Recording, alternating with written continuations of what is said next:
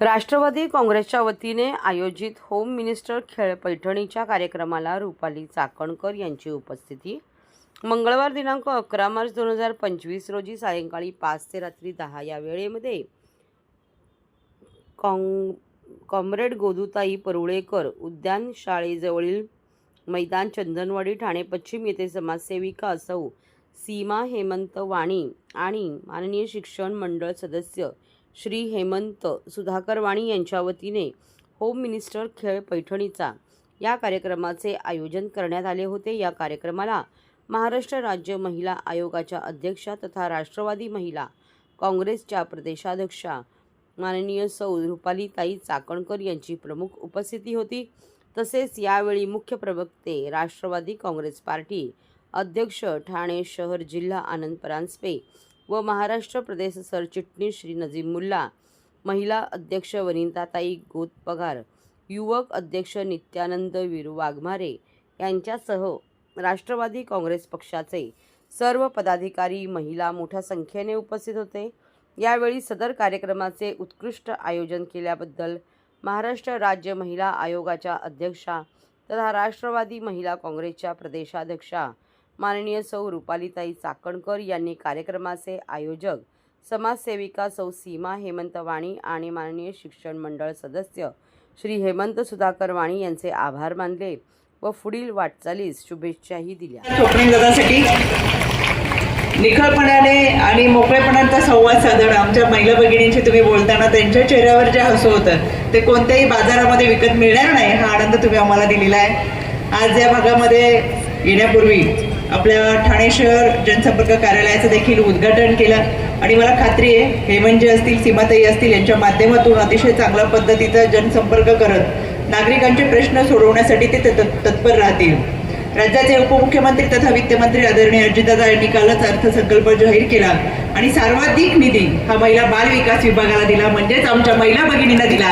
राज्यातल्या तमाम महिला भगिनींच्या वतीने मी आदरणीय दादांचे मनापासून आभार व्यक्त करेल। महिलांच्या सबलीकरण, सक्षमीकरण आणि सुरक्षिततेसाठी दिलेला हा निधी निश्चितपणाने मातृशक्तीचा सन्मान करणारा आहे आणि म्हणून राज्याच्या अर्थमंत्र्यांचे मी मनापासून आभार व्यक्त करते। आज या ठिकाणी होम मिनिस्टरचा कार्यक्रम आयोजित केलेला आहे। खरं तर आमचे सहकारी आनंदजी असतील, नजीबभाई असतील, सातत्याने कोणत्या ना कोणत्या कार्यक्रमाचं आयोजन करत आपल्याशी संवाद साधत असतात, संपर्क ठेवत असतात। आज या होम मिनिस्टरच्या कार्यक्रमाच्या निमित्तानं काही क्षण आपल्याला आनंदाचे मिळावेत यासाठी या कार्यक्रमाचं आयोजन केलेलं आहे। मला या माध्यमातून आपल्या सगळ्यांशी संवाद साधताना मनाला समाधान वाटतोय।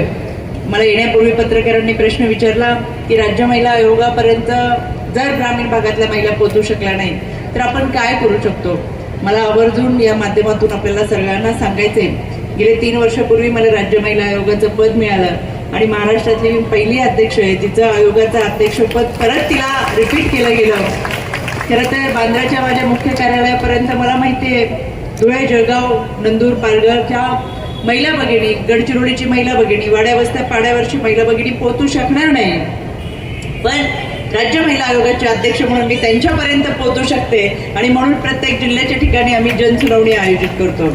या जनसुनावणीच्या माध्यमातून स्थानिक लेवलला असलेले महिलांचे प्रश्न सोडवण्यासाठी एकाच व्यासपीठावरती ते जिल्ह्याचे जिल्हाधिकारी असतील, पोलीस निरीक्षक असेल, विधी सेवा प्राधिकरण असेल, मुख्य कार्यकारी अधिकारी असेल, हे एकाच व्यासपीठावरती बसलेले दिसतात। विशेष म्हणजे संपूर्ण दिवसभराच्या जनसुनावणीमध्ये पूर्ण 1 नंबरचा पॅनल आम्ही सगळेजण सांभाळत असतो आणि म्हणून मला सांगायचं एका व्यासपीठावरती हे सगळे अधिकारी कधीच दिसत नाही, पण राज्य महिला आयोगाच्या माध्यमातून ते प्रश्न सोडवण्यासाठी सगळे एकत्रित येतात आणि प्रश्न सोडवले जातात, त्याचं मला मनापासून समाधान आहे।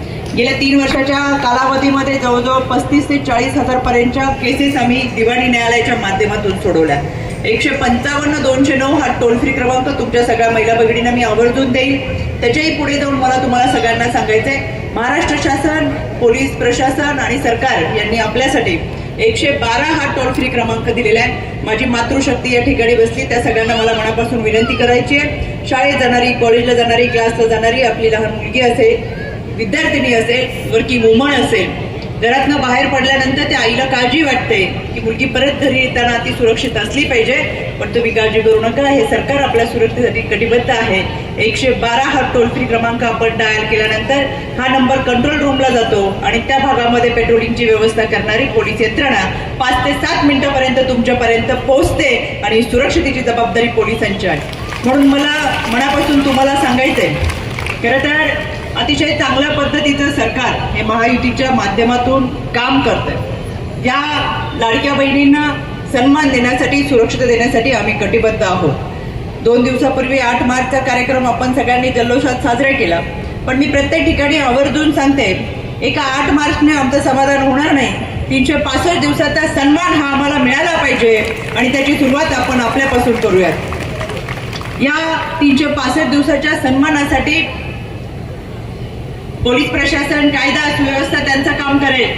पण एक आई म्हणून माझी जबाबदारी आहे, एक बाई म्हणून माझी जबाबदारी आहे की मी सुद्धा आता संकल्प केला पाहिजे की माझ्या ग्रामीण भागामध्ये असेल, शहरी भागामध्ये असेल, बालविवाह मी करणार नाही.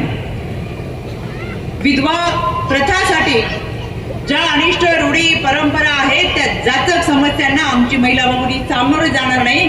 याच्यासाठी आम्ही विधवा प्रथा विरोधाचा ठराव करणार आणि मुलीच्या जन्माचं स्वागत करत खऱ्या अर्थानं आता मुलीचा जन्मदर सुद्धा वाढला पाहिजे यासाठी आम्ही प्रयत्न करणार. राज्य महिला आयोगाचा मुख्य उद्देश हे शासनाला शिफारस करणं आहे आणि म्हणून मी 26 फेब्रुवारीला राज्य शासनाला शिफारस केली की 8 मार्च रोजी संपूर्ण महाराष्ट्रात महिलांच्या विषयासाठी विशेष ग्रामसभा व्हाव्यात. याबद्दल मी राज्याच्या महिला व बालविकास मंत्री आदित्य तटकरे व ग्रामविकास मंत्री यांचे मनापासून आभार व्यक्त करेल.